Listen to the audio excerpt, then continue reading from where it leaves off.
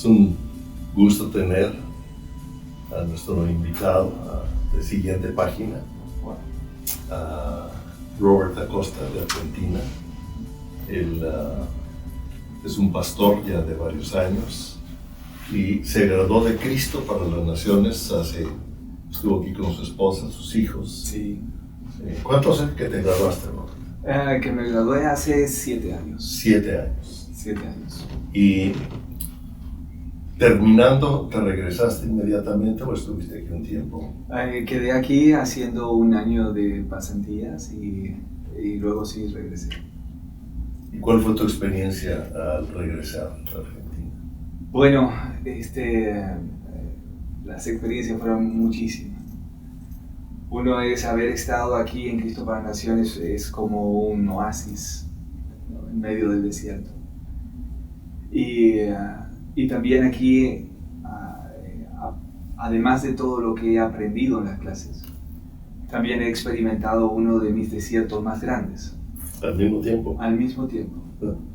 Fue uno de los desiertos, de hecho, cuando vinimos, nuestras hijas no manejaban el idioma, no tenían amigos, mi esposa. Así que tuvimos un choque cultural, horas de escuela, toda la cultura diferente. Y entonces una sensación de soledad en la carne altísima, o sea, fue necesario morir. Y por el otro lado toda la riqueza espiritual de Cristo para las Naciones, pero por dentro fue quebrarnos. Y en ese tiempo tan duro, en muchas áreas económicas, en todo, encontré en verdad el tesoro más grande. Y a pesar de ser cristiano, de haber tenido el bautismo del Espíritu Santo y de haber pastoreado mucho tiempo, pero me di cuenta que no conocía al Espíritu Santo en la intimidad como Él quería que lo conozca. Así que estando aquí quebrado, muchas veces el único momento que encontraba venía aquí a la sala de oración a las 4:30 de la mañana y a estar solo y quebrarme. Pensaba que Dios no me escuchaba ya. Parecía que Dios se había olvidado de mí. Sí. Pero de repente comenzó una relación tan preciosa y comencé a oír su voz y a caminar con Él en una relación de intimidad que marcó mi vida y cambió la historia de nuestra familia y de nuestro ministerio. De la familia. De la familia. Es interesante. Porque toda la familia comenzó a aprender a buscar, pasó a ser el Espíritu Santo parte principal en la familia, en la mesa, en las conversaciones, en todo. Así que nos ha marcado la vida estar aquí. Y al regresar, de nuevo fue el otro choque cultural. Sí. Volver, luego que uno ya se adapta y todo, y empezar todo de cero. Pues todo de cero, empezar una obra misionera de cero, todo, o sea, no tener nada. Llegamos y dormir en el piso, sin heladera, sin cocina, o sea, toda una obra misionera de cero. Pero habíamos aprendido el secreto más grande, buscar la presencia de Dios. Así que al segundo día, que de hecho mañana se va hoy es pasado mañana, Okay. Se va a cumplir 6 años de esto que le voy a contar. Y estábamos 8 personas orando en la mañana, en nuestra casa. Y el Espíritu Santo entró. Pero entró, realmente entró. Y fue tan fuerte que nosotros no invitamos a nadie, no llamamos a nadie, no visitamos a nadie. No sé cómo la gente se enteró, pero a la tarde éramos 40. Pero lo impresionante era que cruzaban el portón de la casa y caían y se quedaban bajo el poder del Espíritu Santo 1 hora, 1 hora y media. Una cosa muy fuerte. Al otro día éramos 70. Sin invitación. No hicimos sin avisos, nada. sin campañas. Ni redes sociales, nada. Porque el Espíritu Santo me dijo, busca mi presencia. Y es todo lo que hemos hecho. Y de ahí, bueno, vino una explosión muy, muy grande. Nosotros no sabíamos, imagínate, llegamos, éramos 8 orando, al otro día éramos 70, no teníamos ujieres, ¿quién abre la puerta? No teníamos sillas. Decían, ¿y qué hacemos? Digo, si quieren sentarse, traigan de la casa, porque no tenemos ni siquiera nosotros sillas aquí. Sí. Así que fue una experiencia muy gloriosa, muy linda. Terminamos teniendo servicios sin techo, al aire libre, en el patio. Y se llenó el patio. Se llenó el patio. Y a los 3 meses estábamos, los domingos alquilábamos un salón para 300 personas. Y a los 2 meses tuvimos que alquilar 2 pisos de ese salón.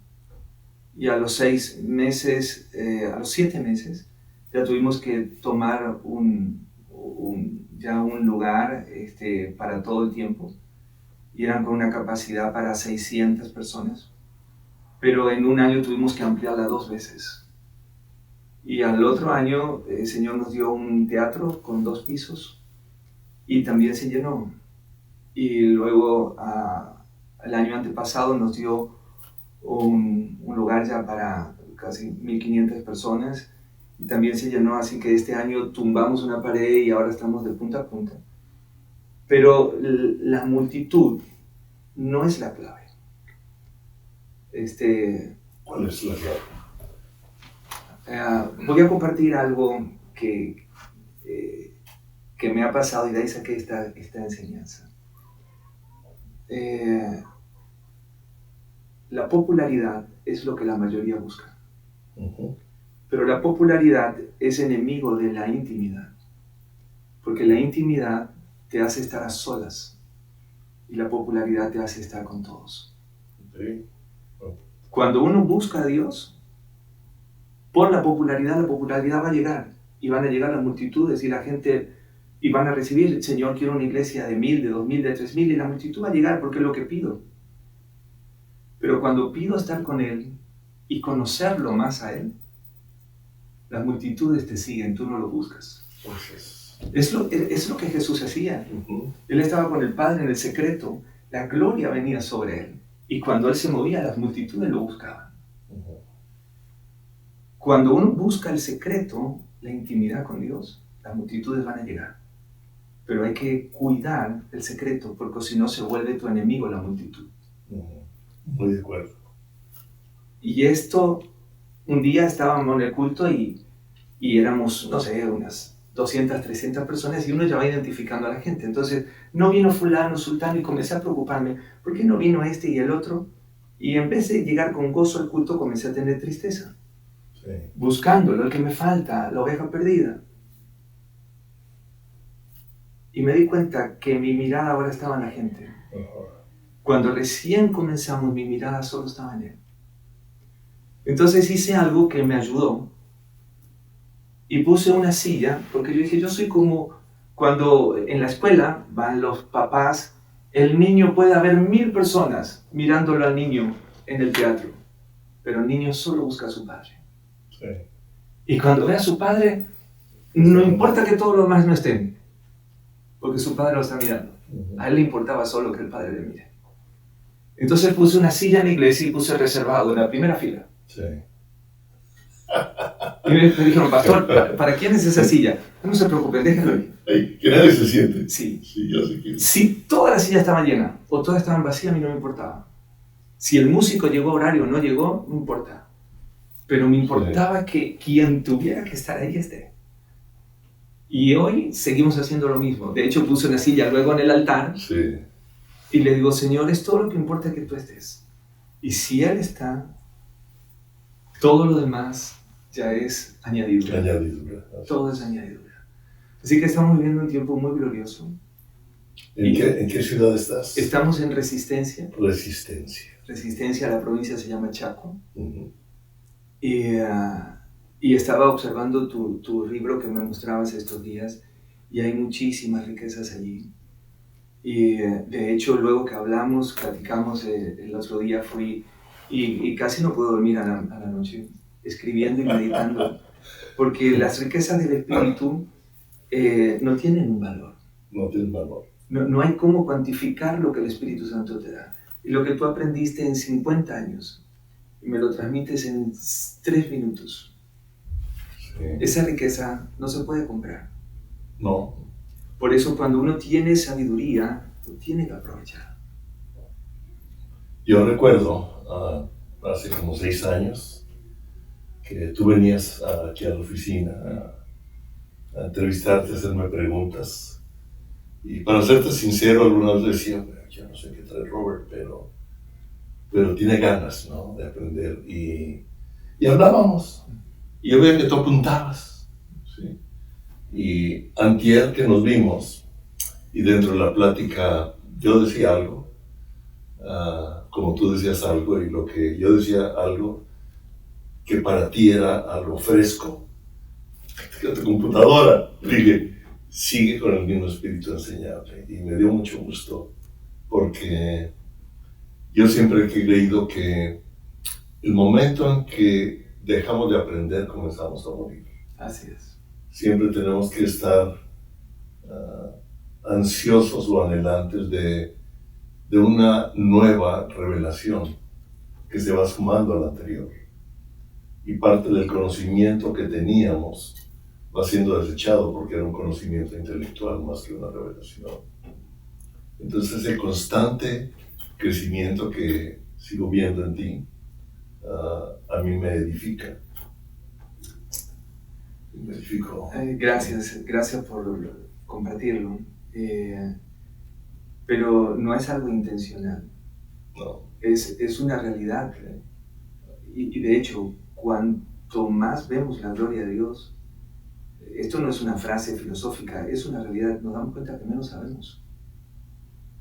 Entonces nos tenemos que volver más alumnos. O sea, de hecho, cuanto más autoridad Dios te da, necesitas aprender más. Y cuanto más favor del cielo tienes, más necesitas aprender. Porque ese favor y esa gracia o esa, ya sea milagros, enseñanza o multitudes, pero te está llevando a un nuevo nivel que no sabes. Por eso la Biblia dice que Él nos llevará por caminos que no hemos andado, que no conocíamos. Necesitamos oír al Espíritu. La palabra dice que entonces oirás una voz detrás de ti que te dirá por este camino andar. O sea, esa necesidad continua de ser guiados por el Espíritu Santo. Y ahí es cuando Dios te conecta con sus amigos. Porque las escrituras... Con sus amigos. Claro. Eso es un punto muy importante. Así es. No con tus amigos, con sus amigos. Con sus amigos. ¿Okay? Es lo que podríamos llamar citas divinas. Ajá. O sea, cuando Dios te conecta con los amigos de Él. Así es. Para un cierto propósito, para un cierto momento. Así es. Sí. Es tal cual. Okay. Y algo que los apasionados por querer conocer más del Señor, una cosa es que vemos la gloria del Señor, pero estamos apasionados por Él. Y entonces Dios te conecta por quienes estén apasionados porque te van a enseñar algo que Dios se lo reveló a ellos. Así es. Y ahí es cuando vamos creciendo. Así es. Por eso aún el pasaje que me compartías de Hebreos y de esos héroes anónimos, esos son gente que realmente conocieron a Dios. Si uno conoce solo la teoría, no está dispuesto a dar su vida. No, estoy de acuerdo contigo. Porque la teoría, la teología, aún la posición, el liderazgo, no te arriesgará tanto como a dar tu vida. Totalmente de acuerdo. Ahorita vamos a regresar a lo que me estás diciendo, sí, porque es algo muy, muy importante que vamos a nombrar, que fue con lo que parte de lo que el Señor me impactó en el tiempo que tuvimos antier, que aumentó algo en mí y me provocó ciertas cosas. Antes de regresar ahí, porque lo vamos a enfatizar, es muy importante, tú me hablaste de resistencia. Esta mañana yo hablaba de resistencia cuando la resistencia francesa estaba queriendo escapar de una esclavitud y estaban dispuestos a dar su vida por no tener una esclavitud. Y lo relacionado al espiritual, ahí podríamos irnos en un tema, ¿no? Tal cual. Sí, hay todo un tema ahí para poder... Y de hecho el nombre es eso. ¿Es eso? El nombre es eso porque fue la última colonia, sí, aborigen que pudieron tomar. Porque eran los que más resistieron al avance de la conquista, okay, española. por eso se llama resistencia. Sí. Okay. Y me enseñabas planos de lo que Sí. tú quieres hacer, que es muy largo enseñar, pero tus planes son increíbles. Ya lo discutiremos más a nivel también personal. Señor, sí. Sí. Pero me mostraste un río que divide corrientes Sí. de resistencia. Podríamos decir que es una misma zona, pero son dos ciudades. Y tú me decías que el ambiente es diferente. Sí. ¿Sí? ¿Por qué crees que es así? El ambiente espiritual, estamos separados por un río, Uh-huh. nada más, y un puente que lo cruza y nos une, digamos. Pero espiritualmente, resistencia es como un cielo abierto, donde todo lo que tenga que ver con el Evangelio y el mover del Espíritu fluye. De hecho, tenemos historias de avivamiento en la ciudad, muchísimas, pero en Corrientes aún no tenemos una historia de avivamiento. No hay una historia de avivamiento. En Corrientes todavía no. Yo nada más he estado en una ocasión en Argentina, pero conozco muchos argentinos de varias ciudades. Y hemos leído de los avivamientos de Argentina, ¿no? Con hombres, mujeres que Dios ha levantado impresionantes, con milagros. Algunos yo he estado en México con ellos, aquí, ¿sí? Acabo de oír hablar a uno de ellos en un viaje que hizo a Israel con un grupo de amigos, etc. Y son un buen número de personas que Dios ha levantado en los avivamientos de Argentina. Y es interesante que digas que acá no. En Corrientes es más difícil. Sí. Hemos tenido cruzadas con hombres maravillosos de Dios en Corrientes, y todo ha servido. Pero lo que así una iglesia que haya explotado, un mover fuerte del Espíritu, aún no lo han tenido. Pero tienen señales que yo creo que pronto está viniendo ese primer avivamiento para esta ciudad. Pero en Resistencia sí han ocurrido ya varios avivamientos desde el año 55, 56. El primero fue con un misionero norteamericano, Clifford Long. Okay. De hecho, hay libros y todo de su experiencia. Ya sé cómo que vas. Aquí quiero que me platiques lo que sigue, porque ya lo hablamos. Y quiero comentar algo muy, muy interesante que me impactó.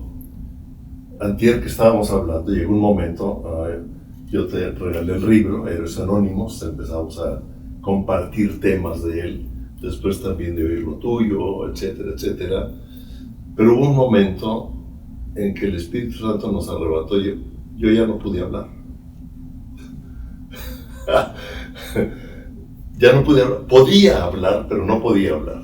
¿Sí? O sea, a veces uno puede forzar las cosas, pero cuando sabes que el Espíritu Santo está ahí y no puedes hablar, y vi que tú también lo percibiste, ¿verdad? Y también este otro argentino, Diego, que estaba aquí también, y comenzamos a orar en el Espíritu y en el entendimiento, y al final hubo un tiempo donde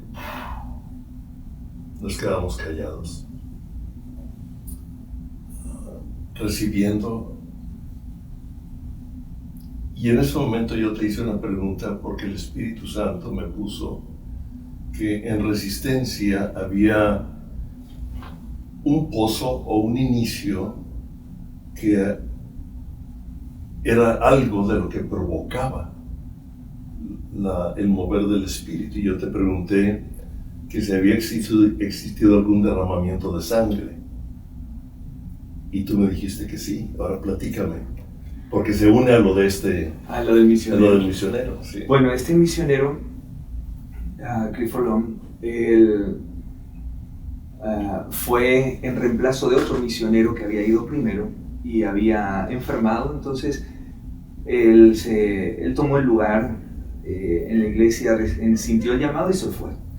Pero no estaba preparado lingüísticamente, no conocía el idioma. Él se fue y se lanzó. Así que cuando llegó se encontró, él se fue con su esposa, con sus hijas, y se encontró con ese grupo que había dejado el misionero anterior, que era un pequeño grupo de algunas hermanas ancianas, algunas viejitas, como decimos, Sí. un grupo pequeño, y algunos aborígenes, grupos de aborígenes que este misionero había visitado. Pero por espacio, por casi de 6 años, nada había pasado. Primero él aprendiendo el idioma, así que tomaba mucho tiempo de ayuno y oración. Se encerraba, de hecho tenía un lugar alto donde se encerraba a orar y a ayunar. Y en una ocasión, yendo en uno de esos grupos de colonias aborígenes, Pampa del Indio, así se llama el lugar, y llevan un grupo entre 60 y 70, no recuerdo bien el número, pero era ese grupo, y él lee Isaías 61. Y lee, y había llevado muchos enfermos, pero nadie sabía de milagros, porque no se estilaba milagros, solamente los llevaron porque el aborigen quería ver algo, y entonces, a ver qué hay de nuevo, y llevaron a uno tuberculoso que era hueso y piel, en una carretilla de esas con las que se hace la construcción. Sí. Ahí lo pudieron llevar y lo dejaron ahí. Y Crifolón lee Isaías 61, herido fue por nuestras rebeliones, molido por nuestros pecados y por su llaga fuimos curados. Pero ellos no respondían y él decía, uy, mi idioma no estoy leyendo bien, voy a leer de nuevo. Y leyó otra vez y todos le seguían mirando. Y a la 7ª vez que lo leen, comienzan unos gritos. Y uno comienza a decir, yo puedo ver. Y el otro, yo puedo pararme. Y el que estaba allí en la carretilla se levanta. Y comienza una fiesta y todos volvieron sanos a su casa. Wow. Todos. O sea, fue un despertar que fue un 25 de mayo y comienza este mover. Este mover llevó a que los trenes se llenaran del interior solamente a ir a buscar la presencia de Dios. Así que los milagros ocurrían de asientos en la iglesia. Y por la gracia y la presencia de Dios y su palabra. Presencia de Dios. Y su palabra, ¿verdad? Sí. Se podían parar los paralíticos. De hecho, tengo algunos que todavía son testigos de ese tiempo, que cuando los paralíticos los llevaban así, escuchabas el ruido de los huesos cuando comenzaban a enderezarse, como hoy hacen en los dibujos de los robots, sí. Así literalmente, y luego salían corriendo.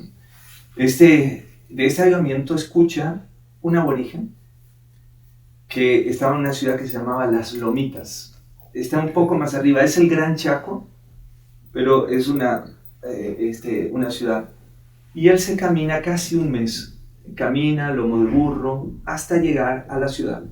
Porque él escuchó, él no era cristiano, no sabía nada de Jesús, pero él escuchó que un Dios de los cielos escribió un libro y que dejó escrito lo que él quería. Sí. Este aborigen no sabía leer, pero él dijo, si hay un libro que un Dios de los cielos lo mandó, yo quiero el libro. Sí.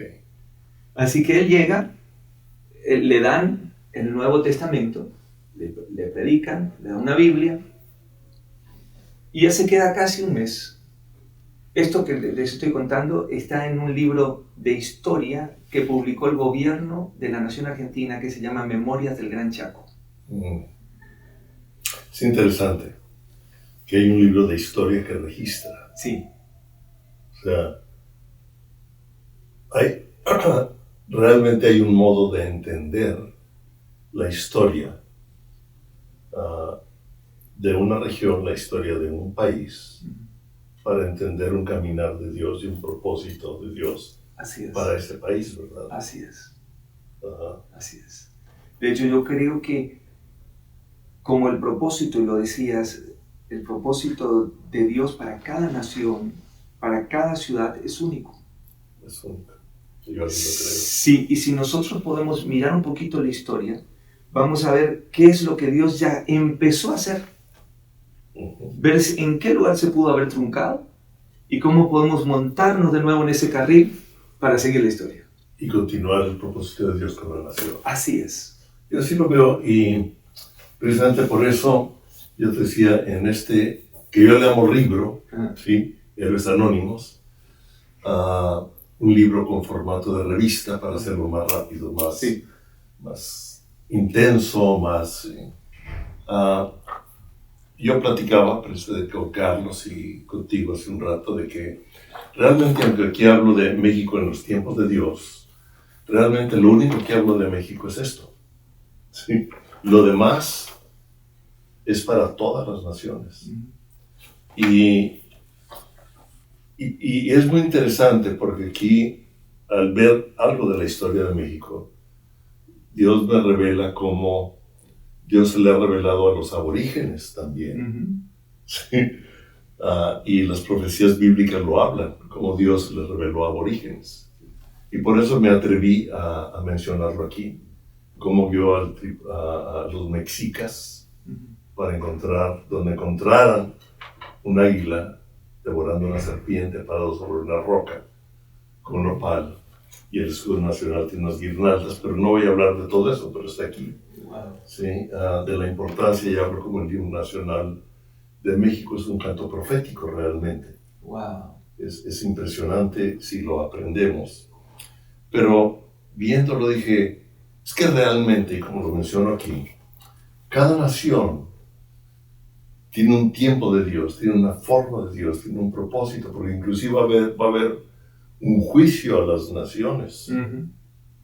Lo menciona Jesús en este evangelio. Así es. Entonces, yo estoy convencido de que cada país, cada creyente en su país debe entender los tiempos, la historia, el tiempo de su país y la forma para ser parte de lo que Dios está invitando. Así es. Está invitando. Estoy totalmente de acuerdo. De hecho, lo que estamos viviendo, vuelvo un poquito para atrás, lo que estamos viendo nosotros como iglesia. Estando aquí en Cristo para las Naciones, Dios me dice, estoy por pasar por en medio de resistencia. Y Él me invitó a ser parte. Sí. Si no lo hubiera hecho, si no hubiéramos estado nosotros, Dios hubiera levantado a otro. Así. Porque es Dios el que decide hacerlo. Solo que qué bueno cuando le podemos obedecer. Nos invita. Él nos invita, nosotros no lo hacemos, Él lo hace. Para mí, lo que nosotros le llamamos un llamado es una invitación Sí. a ser parte con Él de los propósitos que Él tiene en un lugar, en una nación, en un tiempo. Si no lo hacemos, sí, jamás sabremos lo que nos hemos perdido. De acuerdo, estoy de acuerdo. Pero si lo haces, descubrirás lo que jamás pensaste que podrías tener. Sí. Estoy de acuerdo. Y regresando a los aborígenes, a este que llegó con el misionero, sí. Se me va el nombre. Clifford Long era el misionero. Clifford Long, okay. Y cuando él llega, entonces se queda ese periodo de tiempo, casi un mes, y aprende las canciones que ahí cantaban, se bautiza, y por un milagro aprende a leer la Biblia. Porque él no sabía leer. No sabía leer, ya aprendió con la Biblia. Aprendió con la Biblia. Okay. Entonces, él regresa a las lonitas, y la presencia de Dios con él, y es como una pequeña lomada, ¿sí? y rodeada de árboles, que le llamaban la corona. Ahí ellos cantaban y adoraban. Este libro dice, todo el día, día y noche, todo el día, adoraban al Señor. ¿Qué hizo? La gloria de Dios descendió allí y todas las ciudades cercanas comenzaron a ir. Porque Dios estaba mostrando, comenzaron a ocurrir los milagros, lo que había experimentado resistencia ahora lo estaba experimentando ahí en las lonitas. Penosamente, el sacerdote de ese tiempo que estaba allí se dio cuenta que estaba perdiendo sus fieles y todo, y organiza con la gendarmería, o sea, es una parte del Army de Argentina, de las Fuerzas Armadas, y deciden ir y matar a todos estos aborígenes. Y de hecho este ocurrió, fue un genocidio. La historia lo cuenta y el lugar lo recuerda. Pero este La libro, sangre sí, de los santos, de los justos, derramada en ese lugar, clama al cielo, clama a los cielos. sí, Señor. Yo así lo creo. Y creo que ese derramamiento de sangre, por esa gracia del Señor también, está trayendo justicia y las tinieblas están retrocediendo. Hay hombres que dieron la vida por la verdad. Que dieron la vida por la verdad. Por la verdad. Y cuenta este libro secular de historia argentina, Memorias del Gran Chaco se llama, cuenta que todos los que tocaban la Biblia, las balas le pegaban y rebotaban. Y este libro de historia lo comenta. El libro de historia lo cuenta. Impresionante. Es decir, todos los que tocaban la Biblia, las balas le pegaban y rebotaban. Y no estamos hablando de un libro religioso, No. sino de una historia real. Real. Sí. Este, Y rebotaba. Es tremendo. Entonces, creo realmente que el cristianismo es el amor al Señor y dispuesto a dar la vida por Él. Esto me recordó lo que te comentaba hace rato. Todos estos hombres y mujeres, niños de haber habido, Sí. que adoraban a Dios y fueron producto de un genocidio, un derramamiento de sangre. Me recordó el libro de Hebreos, porque nosotros el libro de Hebreos, popularmente entre nosotros los cristianos, llamamos el libro de los héroes de la fe, ¿verdad? Abraham, Isaac, etc. Habla de Moisés, etc.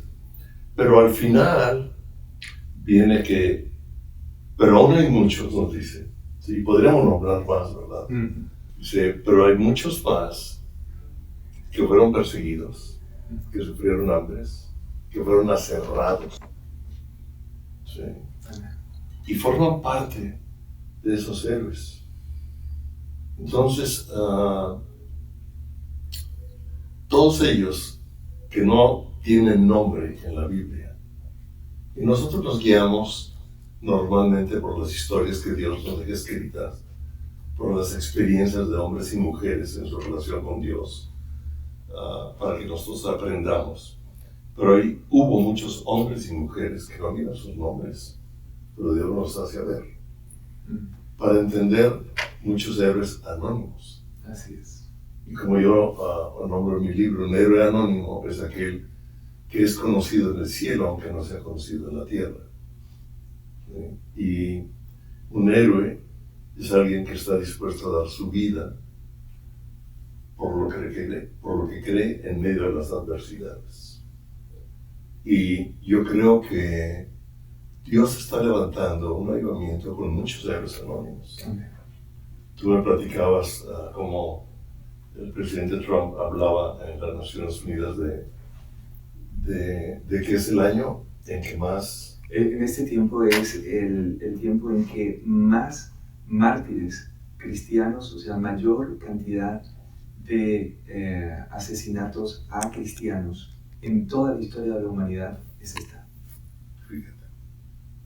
O sea que estamos viviendo una época de muchos mártires, poderes anónimos, que están dando su vida por lo que creen. ¿Sí? De hecho, sufrimos persecuciones de mucho tipo. Nuestra iglesia ha sido atacada, nuestros hermanos han sido golpeados, hemos recibido balas que quedaron en nuestros vidrios, porque los avivamientos generan movimientos en el mundo espiritual. Sí. Y los violentos lo arrebatan, dijo Jesús. O sea, nuestro amor por Él tiene que ser tan fuerte que estemos dispuestos a dar nuestra vida por Él. Por eso, y no podemos hacerlo con nuestras fuerzas, porque retrocederíamos. Pero cuando la pasión por el Espíritu Santo, y luego te das cuenta que puedes tener cualquier cosa, pero si no lo tienes a Él, no tienes nada. Yo te voy a ser sincero, y me voy a sincerar delante de las cámaras, porque yo creo que tenemos que ser honestos, ¿no? y reflejar en medio de nuestras imperfecciones la gracia de Dios sobre nuestra vida y no nuestras perfecciones, ¿no? Pero cuando mi esposa y yo estábamos a cargo de Cristo por Naciones en español, hubo un tiempo que tuvimos con unos misioneros, precisamente de México,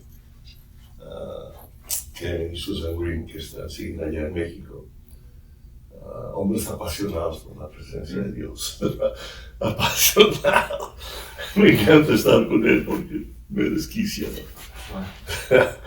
Y vinieron, aquí tuvimos un tiempo, realmente tuvimos pocas clases, lo demás era la presencia de Dios, un derramamiento.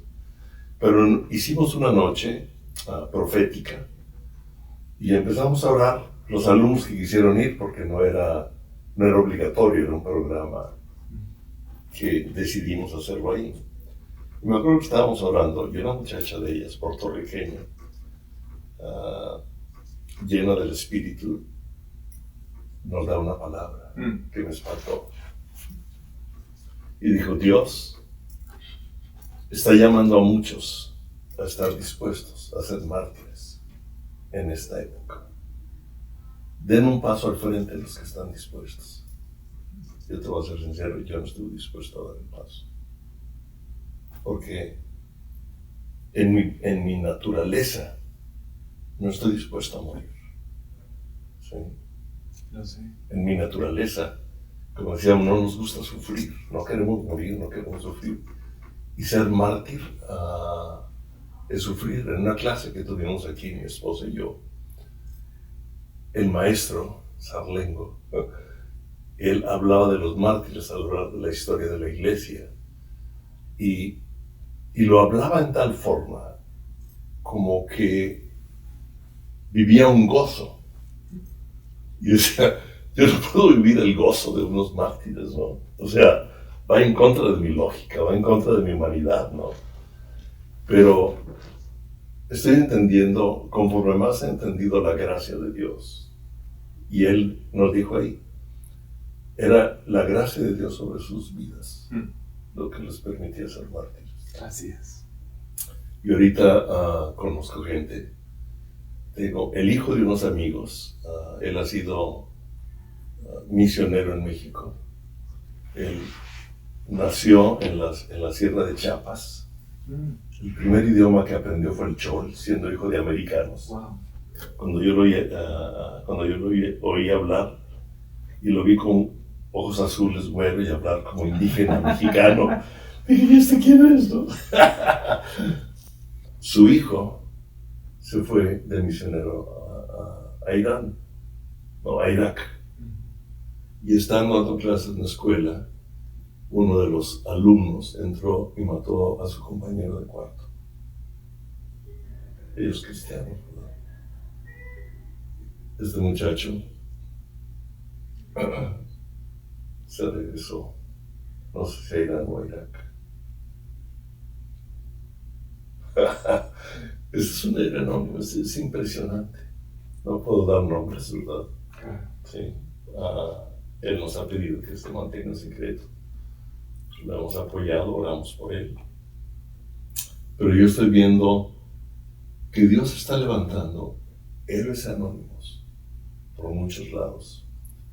Y que no va a ser por las grandes estrellas, sino por hombres y mujeres para estar dispuestos a vivir su palabra y su realidad en medio de un mundo y de una cultura anti-Dios. Las imposiciones de este mundo. Las imposiciones de este mundo. Que son absolutamente diabólicas para destruir todo lo que tenga que ver con la imagen de Dios hecha en nosotros. Lo que tenga que ver con la ideología de géneros, el aborto, matar a sus propios hijos, luchar las madres para que se mate a sus hijos. Jesús lo dijo, ¿no? El amor hasta natural se apagará en los últimos días. Entonces estamos viviendo un tiempo muy fuerte y creo que es una gran oportunidad de alumbrar. En las oscuridades es cuando más alumbramos aún con una vela más pequeña. Pero hay que estar dispuesto. Y solo el amor puede hacer que uno pueda estar dispuesto a dar la vida y perdonar al que te está quitando la vida. No Perdonar al que te está quitando la vida. No es fácil. No es nada fácil. No es fácil. Pero sí ha sido una pregunta que Dios me hizo. En un día de gran dolor, todavía estábamos aquí en ese tiempo desierto. Y Dios me dijo, ¿quieres más unción? En ese momento no tenía ni media gota, así que una gota ya era mucho. Sí. Y le digo, sí. Y me dijo, es necesario que mueras. Yo aún no lo entendía y aún lo estoy tratando de entender. Pero tuve que aprender a morir a la agenda, aprender a morir a mis planes, aprender a morir a mis proyectos, aprender a morir a mis tiempos, a morir a mi razón. Porque se arman las discusiones en el matrimonio de hombres y mujeres que sirven a Dios, porque no hemos muerto todavía. Tuve que morir a mi razón y lo estoy haciendo todos los días, intento. Y el apóstol Pablo decía, cada día muero. Cada día muero. Entonces, algunos entregan su cuerpo y llegan a morir en el cuerpo, pero debemos morir en nuestra carne, en nuestra voluntad, para que Él viva en nosotros. Así que tenemos muchos mártires que están caminando todavía y siguen siendo héroes anónimos para que la gloria de Dios venga. Así es. Es mi deseo todos los días. No siempre termino muriendo, a veces resucito. Pero Como si no, a veces nos metemos a bucear para sacar el pasado. a veces resucito. Pero cuando más muero, más vive Él. Sí. Y esa es la clave. Creo que más adelante no vamos a ampliar ahorita el tema. Correcto. Pero más adelante lo que tú me hables me va a ayudar mucho. El tercer libro, o sea, es una colección de libros. Sí. Es la obediencia que castiga la desobediencia. Tiene temas muy interesantes y toco el tema de la cruz. ¿Sí? El que cree en mí, bueno, él dice el que cree en mí, el que quiera seguirme, tome su cruz y sígame. Y hablo de las formas de tomar la cruz y de morir a mí mismo. Y lo analizo, lo he estado meditando, orando, he estado escribiendo algunas cosas. Lo que tú me comentas me va a ayudar mucho para aumentar la revelación. Como decías, la revelación tuya aumenta, se suma a lo que uno le va dando, ¿no? Sí, y lo que tú me has compartido, sí. y lo que en tu segundo libro vas a compartir de los artistas y cómo el 40-1 también. O sea, creo que hay mucho del cielo que Él nos está trayendo a la tierra. Sí. Y lo tenemos que aprovechar. Lo tenemos que aprovechar y como tú decías hace rato, nos va a retar por lo que Dios está revelando. Yo recuerdo en un evento donde había una buena cantidad de pastores. Yo les dije, tenemos un problema y me sumo a eso. Yo no estoy libre del problema que les voy a decir. En Corintios dice que cosas que ojo no vio, ni oído yo, y han subido al corazón del hombre, son los que el Espíritu Santo le va a revelar a los que lo aman. Porque Él dice que Él acomoda lo espiritual de lo espiritual. ¿Quién conoció el Espíritu del hombre? Y así tampoco nadie conoció el Espíritu de Dios, sino el Espíritu Santo. O sea que ni siquiera nuestro espíritu conocemos. Y yo les dije, y cuando nosotros leemos de qué cosas que no se han escrito, quiere decir que Dios está revelando a gente, y hay una buena cantidad de gente inquieta dentro de las agrupaciones, sin quitar la importancia de las agrupaciones. Pero Dios está revelando cosas que no han sido escritas en ningún libro, que no han sido predicadas, ¿sí? Pero que sabemos que son del Espíritu, y si nosotros no somos sensibles, nos vamos a parar, nos vamos a matar. Y tenemos que ser sensibles al Espíritu, porque como pastores, como ministros, como le queramos llamar, nosotros formamos un tipo de cultura. Así es. Que a veces para la revelación, que no está de acuerdo a la cultura que hemos vivido. Y no que sea una revelación que no es de Dios, sino es diferente a la cultura que hemos vivido. Y tenemos que ser sensibles. Los moveres del Espíritu Santo siempre quebraron la cultura de la iglesia. Quebraron la cultura de la iglesia. Siempre. Es importante. Siempre. Siempre quebraron. Okay. Porque sí. Si miras aún en este siglo que pasó, cuando, bueno, ustedes en México, cuando comenzó el mover en la alabanza, para muchos era del diablo. Sí, la batería era del diablo. Era del diablo. Sí. En Argentina nosotros, cuando comenzaron las cruzadas del hermano Carlos Anacondia, que se caiga la gente, eso era del diablo. Sí. ¿Verdad?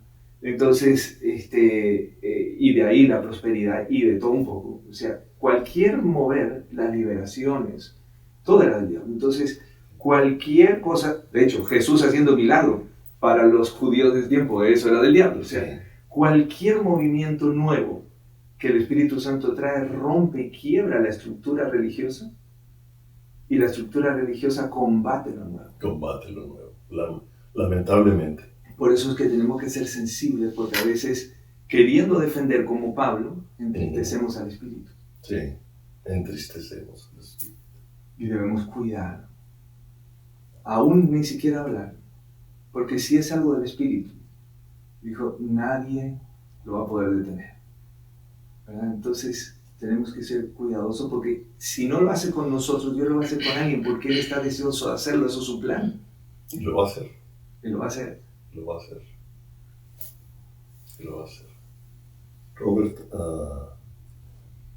podemos seguir aquí. Wow, nos quedamos ahora. Platicando es muy enriquecedor tu amistad. Gracias, platicando. igualmente. Gracias. Y pues bueno, vamos a dar por terminado este momento de grabación, nada más. Pero no de amistad ni de continuidad. Gracias por lo que has aportado. Y yo creo que mucha gente que va a ver se va a despertar con hambre.